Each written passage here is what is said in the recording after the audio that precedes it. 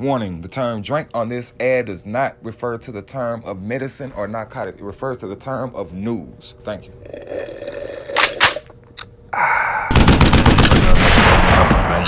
What's good, my quiet gang? It's your boy Silence, the one and only, and you are tuned into the Clapback Show. Let's go. What's good with the quiet gang? So today we got somebody that said that they was SA by Pastor T.D. Jakes since he was a kid. Said he went on a lot. And apparently he done came out with a confession and he's been explaining to it on everybody. That's who T.D. Jakes, Pastor T.D. Jakes supposed to be suing right now. He's supposed to be suing them for whatever reason, but obvious reasons. This pastor named Youngblood basically said, I guess he said Pastor T.D. Jakes been grooming him and doing this and that to him all his life. But yeah, let's hear it from his own mouth. Yo. In a very, unfortunately, human house, but a home filled with that type of abuse that has written a major script on my life as a boy. My mother was working 6 to 2, Tuesday through Saturday. So Sundays and Mondays she was home, and this didn't happen. But for those 5 years that I could remember, my sister has a broader story, but for the 5 years that I could remember, she was already gone to work. And so we would be there with my dad most mornings. And so this was what was happening. And it was deafening. I can't even describe to you how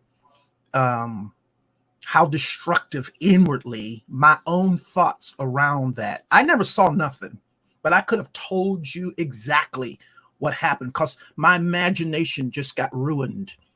It was so destructive because in church, we were being taught how you deal with authority and what you don't say to authority, and on and on and on and on. And then coming home, and I'm seeing this. My dad at the time was the assistant pastor of the church. Now, I don't want you to think that at the same time that this all is going on, I started having little interactions as well with guys myself, because all this stuff is happening, and I begin to explore some sexual things myself. But yes, that particular summer of being 12 years of age, I experienced 3 different scenarios with 3 different leading people who I absolutely was violated by at 12 years of age. Then again, I shared with you about at 16 years of age and what was going on in our home. So it's been a lot. Did that happen to you again after the situation with Bishop Wilson? Yes, I've been through that again. I was now 18, 19 years of age. And what had happened is Brian Keith Williams, who I see is in the chat, Brian Keith Williams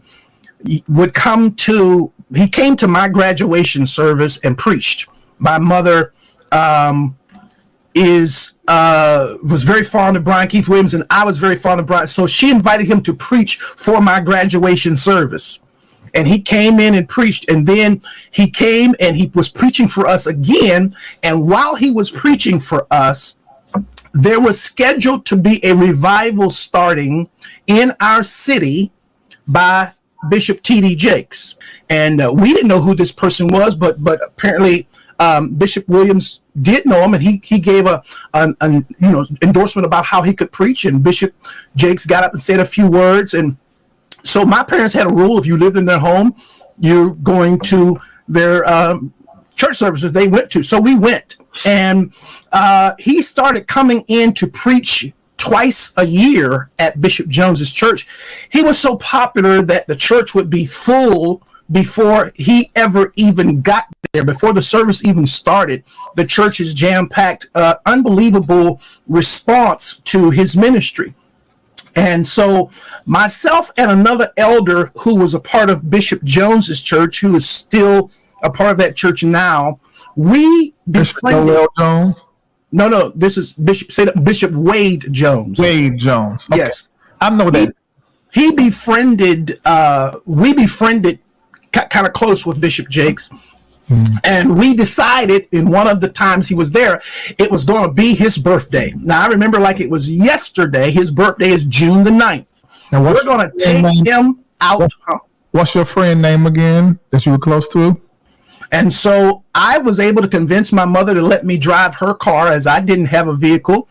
I said, well, we're going to take him out to eat. I want to drive your car, which at the time there was a lady named Sister Giles.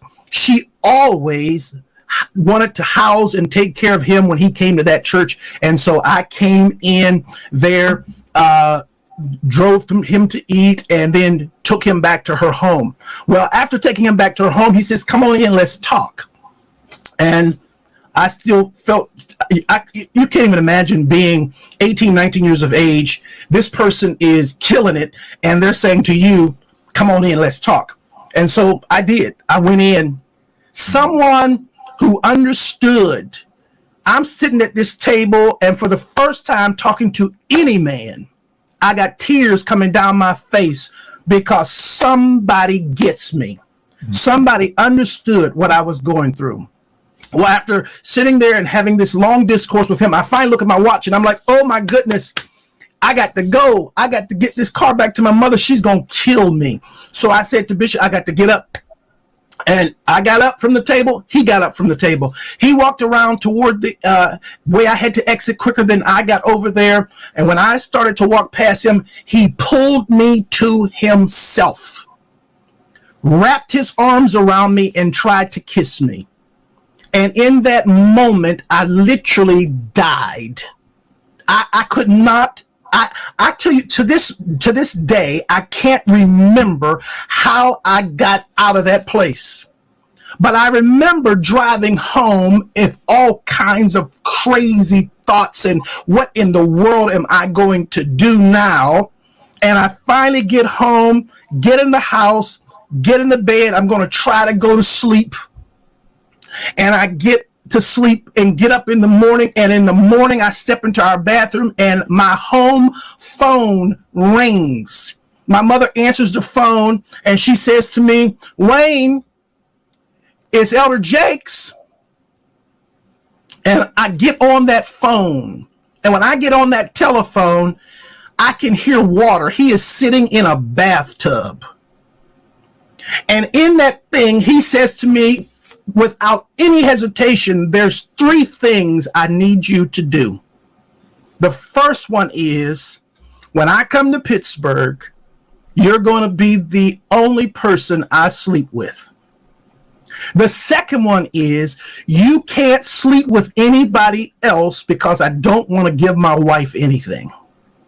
And thirdly, I will take care of you the rest of your life. I can't to this day remember how I got off that phone, but I do know I made a decision that I wasn't going to the service that night. And eventually I told my mother, I'm not going to go to the service tonight. She says, no. You know, we got a rule in this house. If we go, you go. I never told her what he had done. I went to church, and the most humiliating thing imaginable happened that night at church. Bishop Jakes, getting up to preach, speaks into that microphone. I'm going to ask young minister Youngblood to read for me. And after all of that drama of the last 24 hours, I had to read before he preached. And so there is so much more to me and Bishop Jakes and my family and Bishop Jakes and the absolute destructive sexual damage. But this thing was so extremely damaging. And I would say this to you, Larry, that sitting back and watching some of the things I've seen in 2024 and things that I've even heard him say, has been so frustrating to me, because the people who I've heard say things publicly related to him and people who've actually come to me, the stories they are telling me in 2024 is what I remember when I was 18 and 19 years old with this same person.